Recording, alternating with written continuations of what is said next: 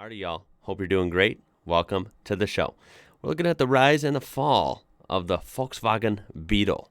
Now, this is arguably the most famous car of all time, or one of the most famous cars of all time. I think you could go to every end of the earth and someone will recognize this shape. It's very famous, right? I don't know how else to describe it.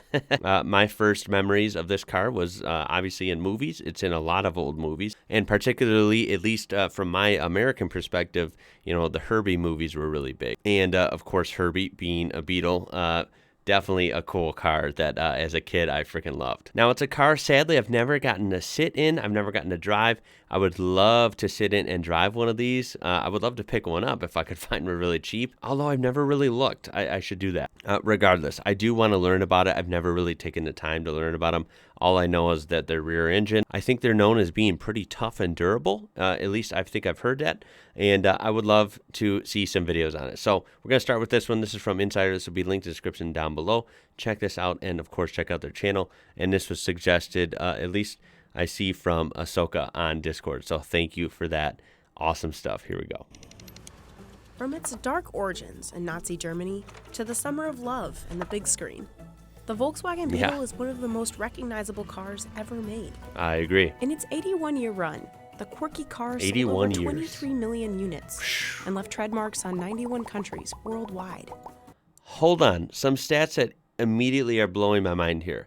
91 countries. That's obviously amazing. And like I said, so many places around the whole globe. Second of all, over 20 million units sold. That's absolutely mind-blowing. And that 81-year run is just unreal. It said it ended in 2019. 2019 for the old Beetle like this? That doesn't even sound right. Obviously, my perspective is narrowed down to just the U.S. And I don't think they've sold this body style of, this older Beetle. I want to say since the 70s or 80s. Of course, we had the new Beetle. That was in it came out in 98 or something. And then I think we still have that, right? But I did not realize they sold until 2019, obviously in other countries. I think Mexico, our neighbors to the south, had it for longer than us, but I don't know if they had it until 2019. Anyway, that's just very fascinating to me. But in 2019, Volkswagen officially produced its last Beetle. So how did this tiny German car take over the world? And has it really met? Does that mean, why did they show a new one? Wait, do they not make the new Beetle anymore either? Is that why I'm being fooled by the 2019 thing? So it wasn't this body style? I'm sorry, this has got me confused. If you would like to sort that out, I'm going to look it up probably at the end of the video. But at its end, the Volkswagen dates all the way back to the 1930s, commissioned by none other than Adolf Hitler. The Nazi dictator wanted a car that the general public could afford. So Hitler tapped engineer and Nazi party member Ferdinand Porsche. I was going to say Porsche. Yes, that Porsche. Yep. He designed the Volkswagen. I've heard that. Or the people's car. Out of all the ideas the Nazis had, it's the one non-terrible idea. Because a cheap car for everybody is sort of thing that the Model T was in America and the Mini was in the UK. The Volkswagen Type 1 was a two-door car with an air-cooled engine in the back. Production began in Wolfsburg, Germany in 1938. Okay. But when World War II started, manufacturing for the general public stopped. The only Volkswagens made at the time were for military officials. Wow, look at those. Those are so these are like the earliest editions, right? I didn't even realize they had convertibles, or maybe they weren't all convertibles, right? I don't know. That's really interesting, and they look pretty mean in all black, actually, don't they? Hitler himself drove a convertible version. After the war, the British took over the factory, and within the first year, they'd produced 10,000 Beetles, because it filled the demand for cheap and practical cars across war-torn Europe. Plus, it was good on gas, which was still expensive and in short supply in a lot of different places. Part of the reason it's got such a curved design is to minimize the amount of sheet metal that it uses. So it was a resource-efficient design, relatively. It took a lot of human power to build them, but that was actually a good thing at the time because they wanted to give people jobs. Right. Such a interesting car. In 1949, Volkswagen took the Beetle to the United States. Okay. And it was a massive success.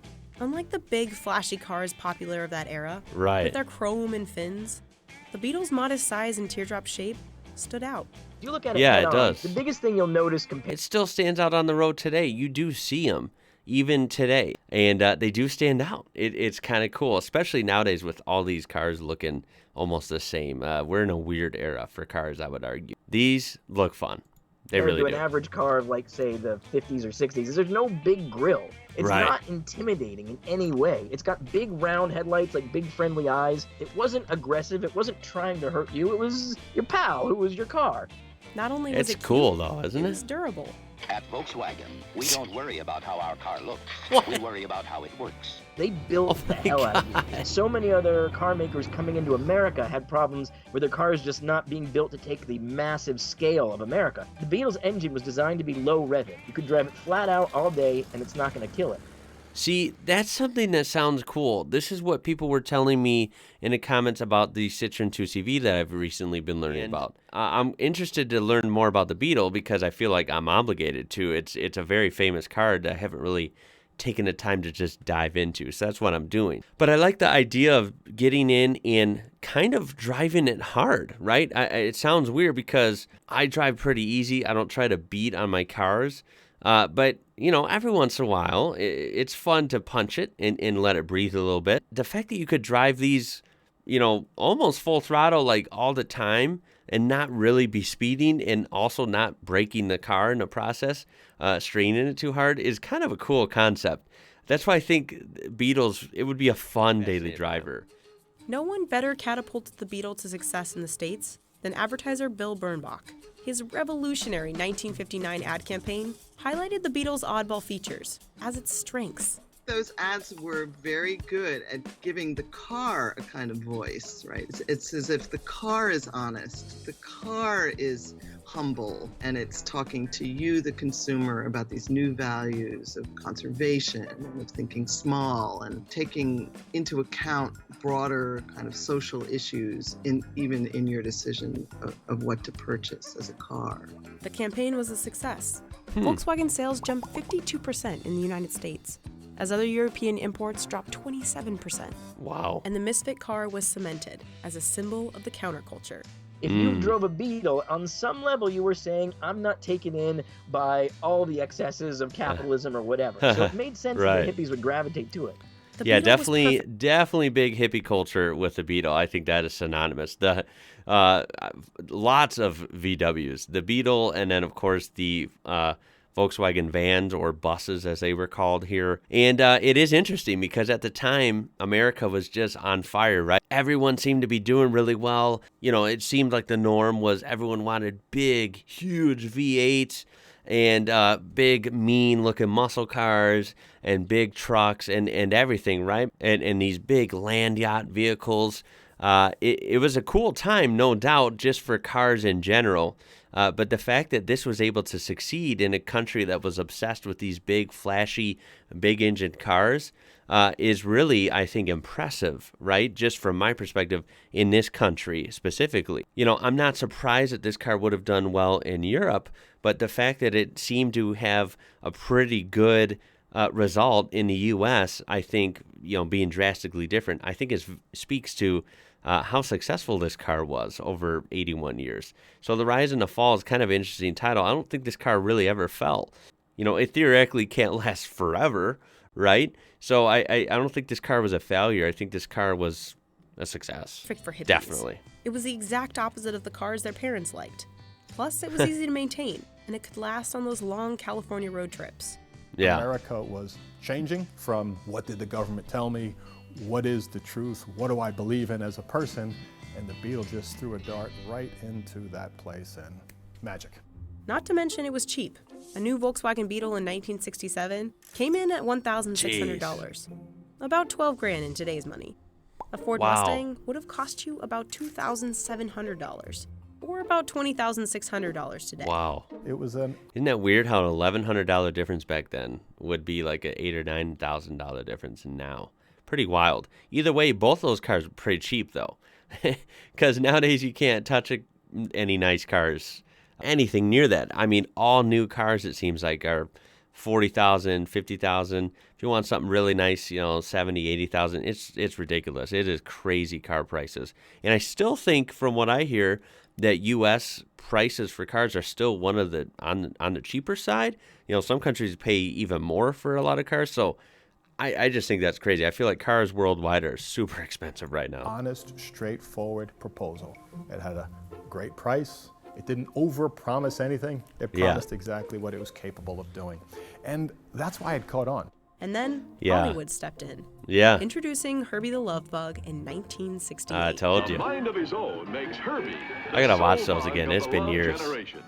The anthropomorphic What a Beetle cool with car. a big personality would go on to star in 5 movie spin-offs. That same year, VW Beetle sales in the U.S. hit an all-time peak with I bet. 423,000 cars sold. Jeez. By 1972, the 15 millionth Beetle rolled off the manufacturing line, breaking the Ford Model T's 40-year standing record for the best-selling car in the world. That's amazing. Wow. But soon, the road turned bumpy for the Beetle in America. In the 1980s, the car couldn't keep up with competition from newly introduced Japanese vehicles. Yes. But as sales slipped in the U.S., the VW Beetle found success abroad. Yeah, I was going to say, I think it carried over in a lot of other countries, which I want to see here. But I know that in the U.S., once the 80s came around, from what I understand, the U.S. just got ultra obsessed with Japanese cars at this point. That was all the rage in the 80s, and I can see why that would really step in and hurt the Beetle's place in the market. I can see that. So in America, it was pretty much dead, for new cars by like the 80s. But then in Mexico and Brazil and South Africa and other countries, it was still going strong. Every time you thought the Beetle was dead somewhere, it would pop up somewhere else and just kind of keep on going. But VW wasn't ready to give up on America just yet. Right. In 1998, VW did what they'd never done before. They introduced a completely new Beetle model. Right. It was called the New Beetle. But technically, it more closely resembled the VW Golf. Right. It was sort of a return to fun in consumer design when things had been kind of beige and rectilinear and straightforward for so long. It definitely made people give a damn about Volkswagen again. Right. With fuzzy... I think that car was important here as well. Now, it was totally different. I know that maybe old Beetle enthusiasts might not like this car, or at least like it compared to it, which I agree. It's definitely not the same. It only shares sort of the name, right? I mean, for one, this is totally opposite. This is front-wheel drive, front engine, literally the opposite of the old one.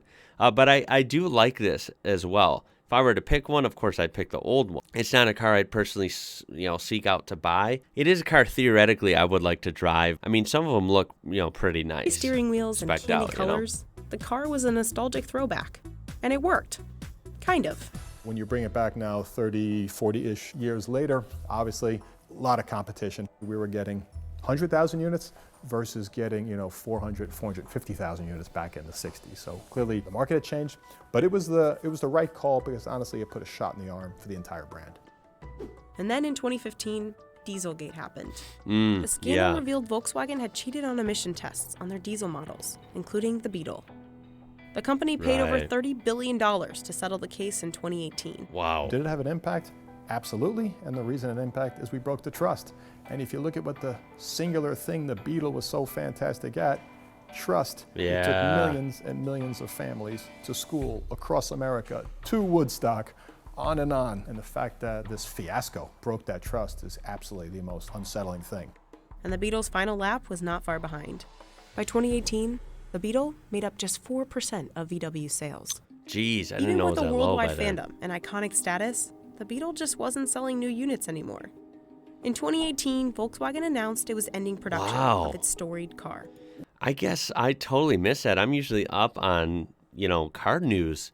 I don't know how I missed this. I didn't realize the Beetle was done here. I thought the new Beetle, they were still making for like 2022, 2023. I had no idea it stopped 4 years ago. Why the decision is made to, say bye-bye Beetle and to end the Beetle is frankly the market has changed dramatically. Small cars struggle. It's an SUV marketplace. The final 2019 Beetle rolled off the line in Puebla, Mexico in July 2019. Wow.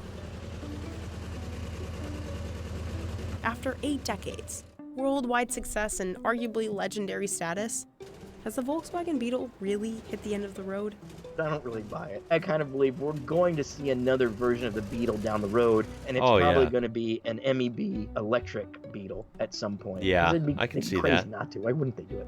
Is this really the end of the Beetle? You know, with the Beetle, never say never. Yeah, I can see them bringing it back at some point, maybe in another, I don't know, give it like 5 to 10 years, I would say. I think they could definitely capitalize on that name and try and make some sort of EV comeback with the name attached. We will just have to see, but I would love to learn much more about the old ones in particular, and hopefully these just keep on chugging along for a long time so people can keep learning about them. Younger generations can see them and learn about them and drive them, myself included. I would love to see more of these. I'll make a point, this year when I go to car shows and stuff, I really want to pay attention and see if I can talk to some owners of these. Because they're just really cool, and they made millions of them. So hopefully there's still a lot out there, and some of them are stock, some of them are customized, some of them have crazy paint jobs. I think they're just really fun cars. So that was a brief history of the Volkswagen Beetle. I think it was a very successful car. That's my opinion. What do you guys think? I would love to hear your opinions and your 2 cents on this video and this car. This will be linked in the description. Thank you for the awesome suggestions as always. My name is Ian. You're watching IWrocker, and until next time, y'all. Catch you later.